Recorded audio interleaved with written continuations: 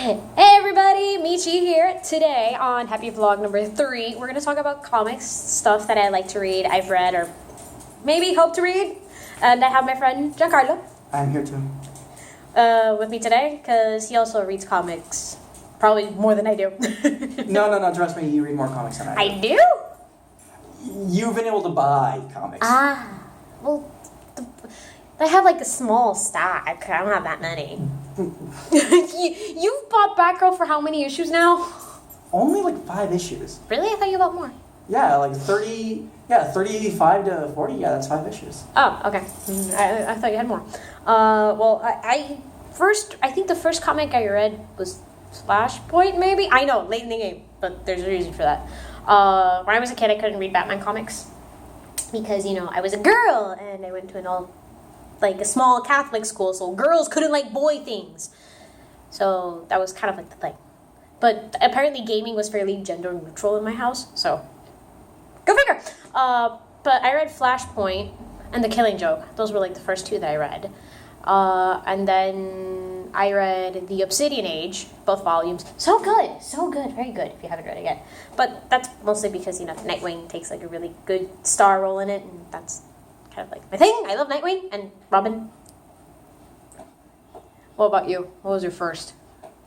My first comic was actually the first issue of Ultimate Spider-Man made back in like 2004, I think it was. It was for Free Comic Book Day. My math teacher in middle school, her husband used to own a comic book shop, and one day for Free Comic Book Day, he just came into the classroom and said, "Hey, I got all these free Spider-Man comics." Of course, nobody's gonna say no to free comic books. No, not even no. But even though that first issue of Ultimate Spider-Man didn't really get me into comics, largely because there were no comic shops I could go around that actually let me buy comics. So it'd be years until I actually got into comics. The thing that actually got me into comics proper was the New 52's Blue Beetle. Oh yeah, you do like Hymenaeus. Yeah. Very much so.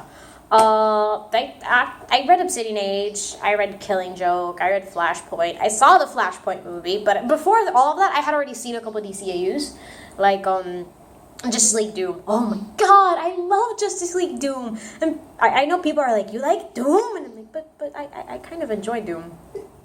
People have a problem with Justice League Doom? Apparently, some people do.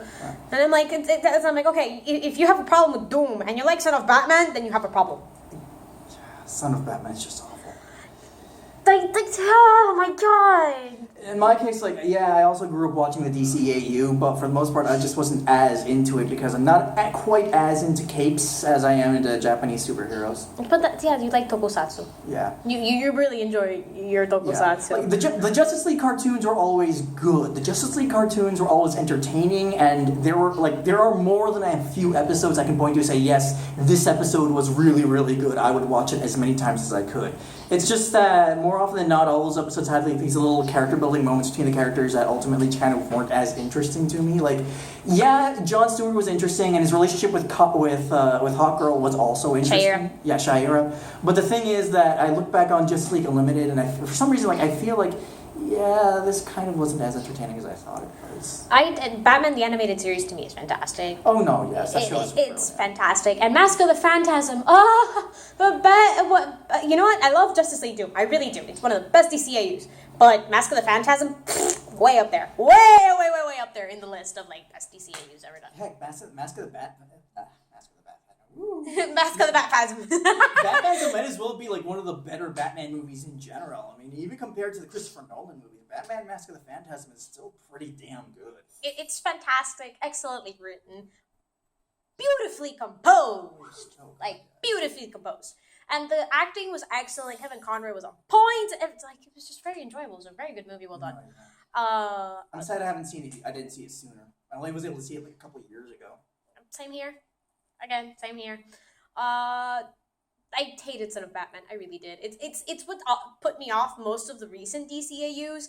I saw Justice League Gods and Monsters for what it was because Bruce Timm was at the helm, and half of that movie I could have done without. The movie is one of those alternate universe takes that makes you wonder why they bothered with the connection to the main source material in the first place, because everything is just so different that it barely has any semblance of the original. I mean, okay, It's so not supposed to. Elseworlds never have any semblance to an original. I mean, like, okay, so Superman this time around is actually Zod's son instead of whatever his original dad's name is. Okay, that like okay. Jor-El. Yeah, Jor-El. Okay, he's still Superman, but the character we have as Wonder Woman has no connection to the character we know as Wonder Woman, and the character we have as relation Batman. is Diana. Yeah, she's not divine. She's not like an Amazoness. She's actually like some other, honestly interesting, but like not the character we know. And then the character we have is Batman, whose story, of course, ends up dominating the entire movie. It was a very interesting take on Livestream, though. I actually did. Out of that movie, I didn't like the voice acting done for Batman, but that's probably because the guy was the guy who plays Dexter. He's a very interesting Man-Bat, and if you want to make a movie about the character Man-Bat, then okay, yeah, but he had, well, I don't know. He's an interesting character, but it's one of those, yeah, we have a dog here, but it's one of those characters that makes you wonder why they just bother tying into the name if he has no relationship to the character in the first place. I think this video is supposed to be about comics proper, not spin-offs. Well, I'll title it about comics and movies. Basically, it'll have a Bat-related title. Yeah. You're going to be seeing this uploaded, and this is going to be in there, but yeah. What other comics have I read? Oh, the Young Justice comics based off the TV show. Oh my god, they were so good! Because the comics, they were 25 issues. They fit between episodes.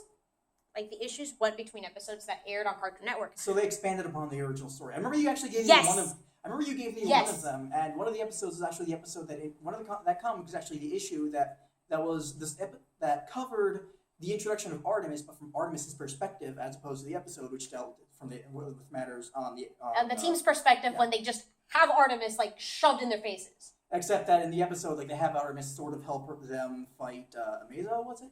Yeah, it was Amazo. Yeah. Yeah, they have Artemis help her fight Amazo. In the episode, it's from the perspective of Connor and all the other guys.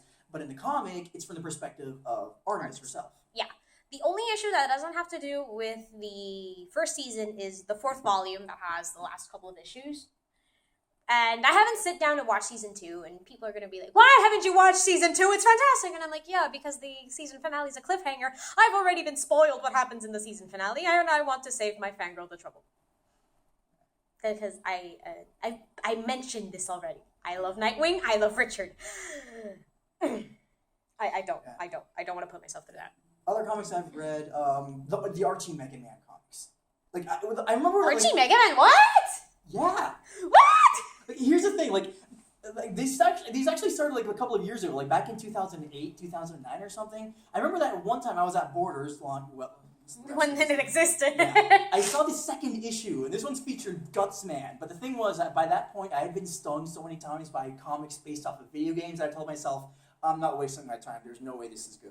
But then a couple of years later, I actually got into it back when the comics are starting to go into the Mega Man 2 arc. Okay. And the thing is, those comics are brilliant. They are just so much fun. Anyone who like cares about the Mega Man universe and all the Mega Man lore is gonna have a blast with them, because the comics make references to stuff that happens in the future, or even introduces like big characters that come from the future.